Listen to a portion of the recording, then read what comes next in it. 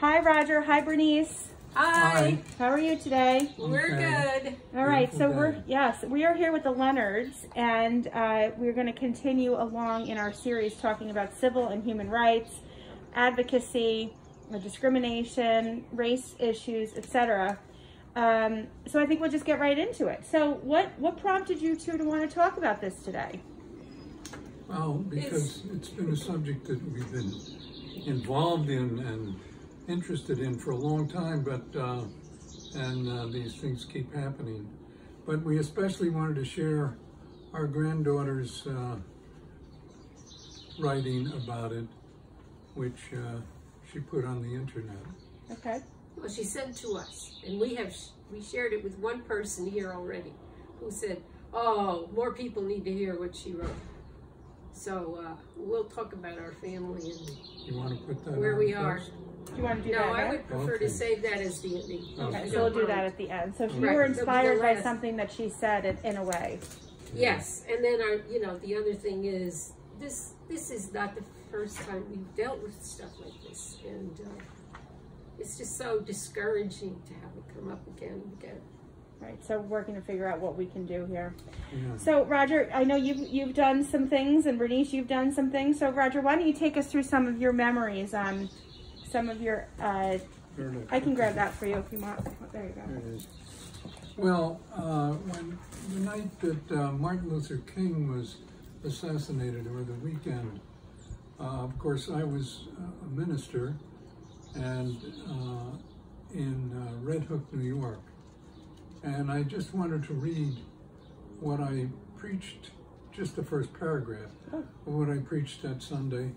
And then it was shared with the other ministers in town at our next meeting, and we decided to have all the churches get together and deal with this issue of Martin Luther King's passing. But anyway, here's part of what I wrote. Now what was the date, or what would have been This the was date? 1968. It happened April 4th, 1968. And then, I preached on it that Sunday, and then that Sunday evening, all the churches in Red Hook got together. Okay. In our time, we have seen a prophet taken from our midst. The death of Martin Luther King tonight has struck us deeply as the loss of a personal friend or member of our family.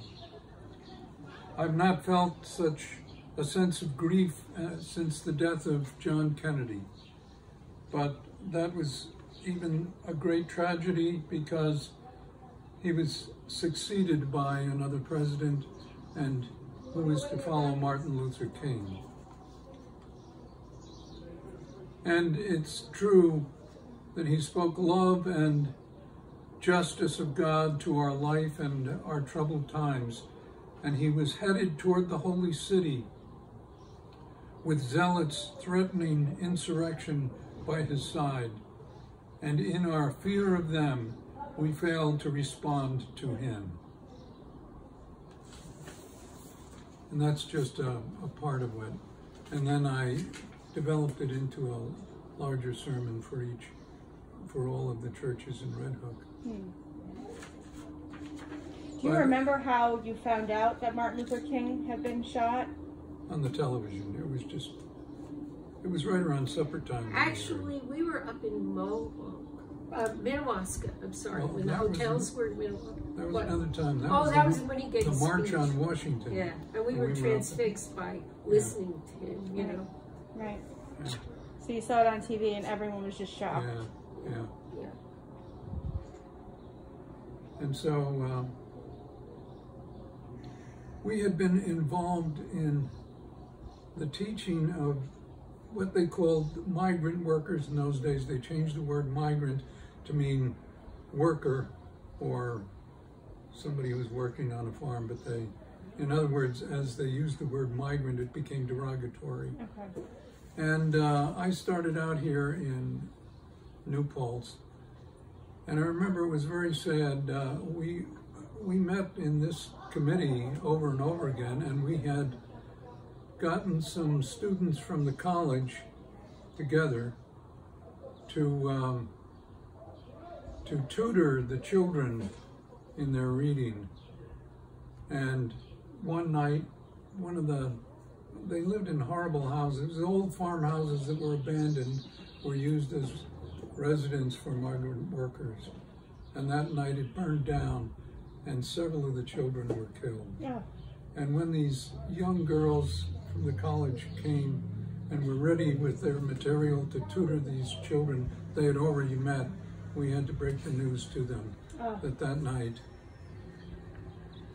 a house burned down and most of the children that were going to be tutored. It was so sad. Yeah. So that's. And were those children non-white? Yes, they were all Latino or black? Yeah, black. Oh, they were all black. And it was just beginning to. We were just beginning to have Latino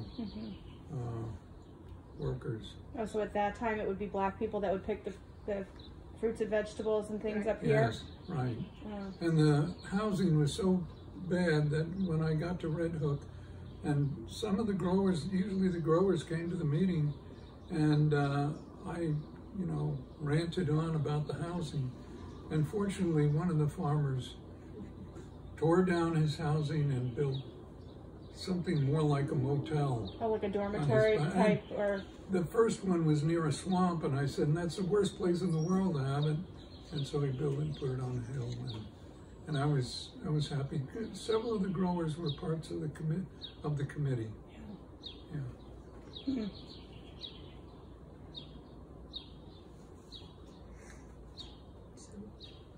So you want to go?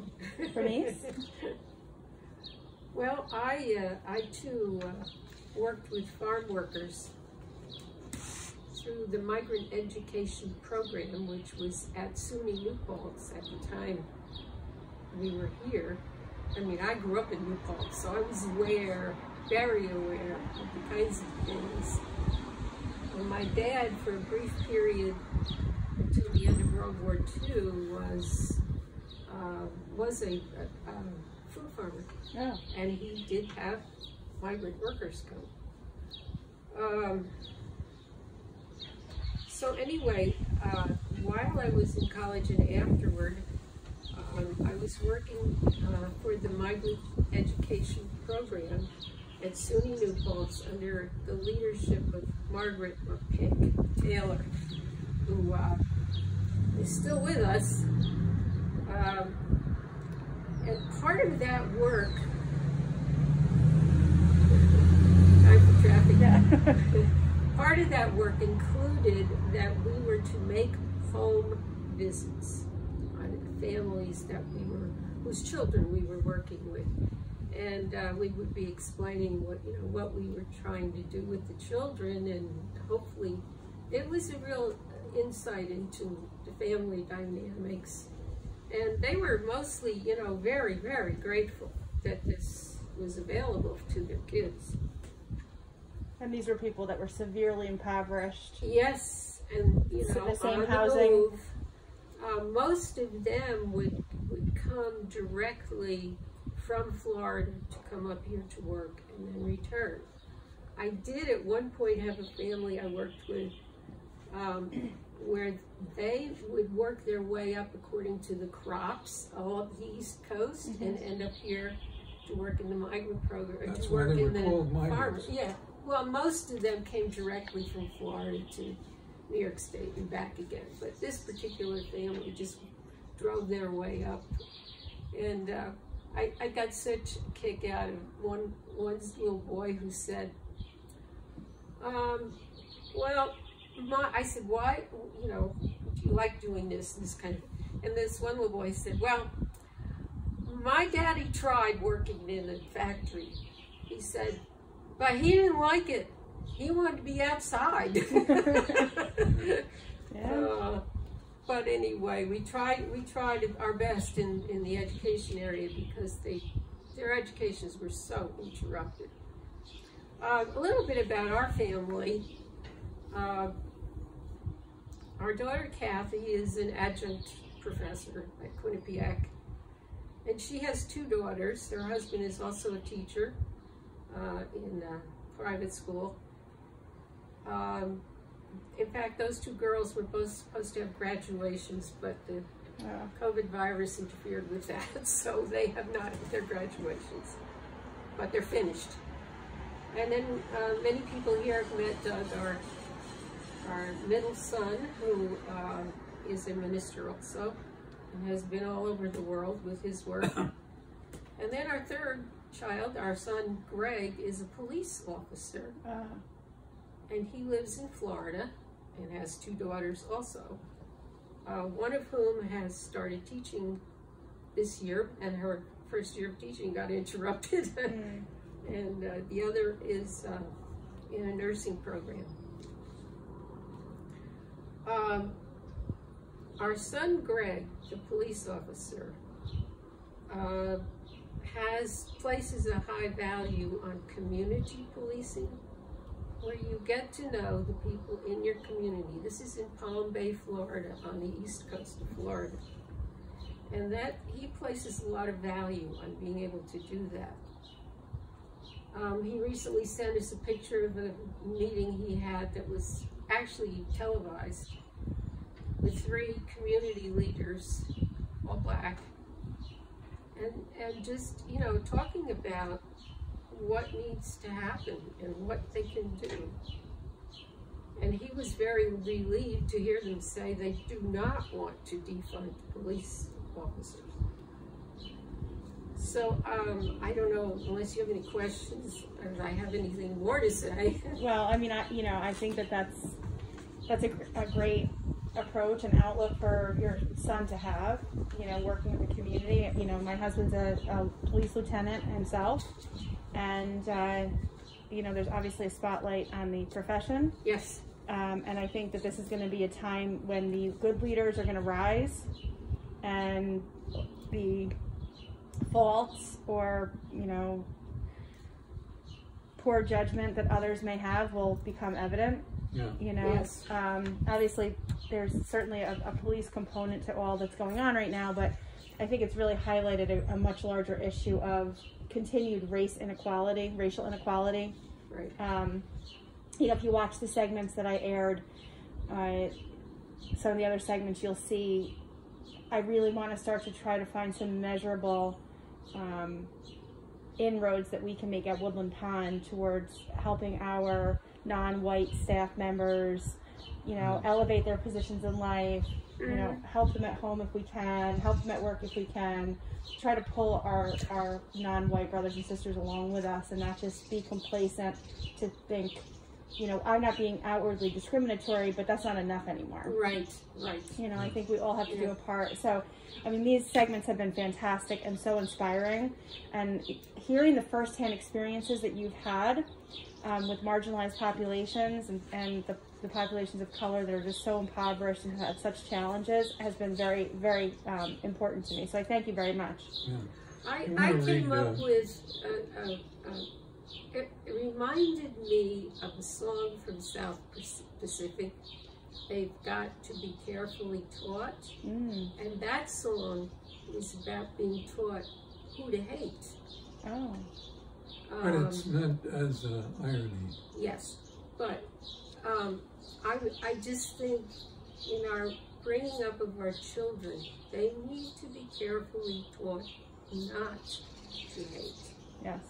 And, you know, our kids have seen us do things, and they're right there with us, and they feel the same way. So, and I don't know so much that we overtly did a lot of teaching, but when things came up, you know, you discuss it. Right. And, No, but they played with the children of migrant workers Right. when they were growing up. Yeah. Now, Yeah, they were you want to read? Yeah, so our police officer, our lieutenant also, is married to a lovely black woman. And so the children, his two daughters are biracial. So the oldest daughter, Rhea, wrote the following that she shared with us, and I have her permission to share it. She is very flattered that she, you know, I wanted to pass it on. So she wrote, As someone whose father is a white cop married to a black woman, I hate seeing people paint all police officers in the same light. There are a few police officers who are terrible at their job, but we should respect the majority of police officers that take care of our communities. They are the ones that respond to our crises and save lives on countless occasions. Where are the stories of the police officers who do CPR on dying babies? Where are the stories of the officers who search for the victims of car crashes buried in the underbrush on the side of the highway? Where are the stories of the police officers who respond to domestic violence cases, suicide attempts, and missing people? The news stations aren't rushing to cover the thousands of great things that they do every day. No, police officers are not trained to kneel on other people's necks. That officer was completely wrong and unjust. However, most police officers are not inherently evil. Let's not paint a broad picture based on a microcosm. Call out evil for the evil that it is, but realize that the root of the problem is not being a police officer. Let's fight racism, not the police. That's absolutely beautiful. Thank you so much for sharing that, and thank you so much for sitting with me today. You're welcome. Thank you for having us.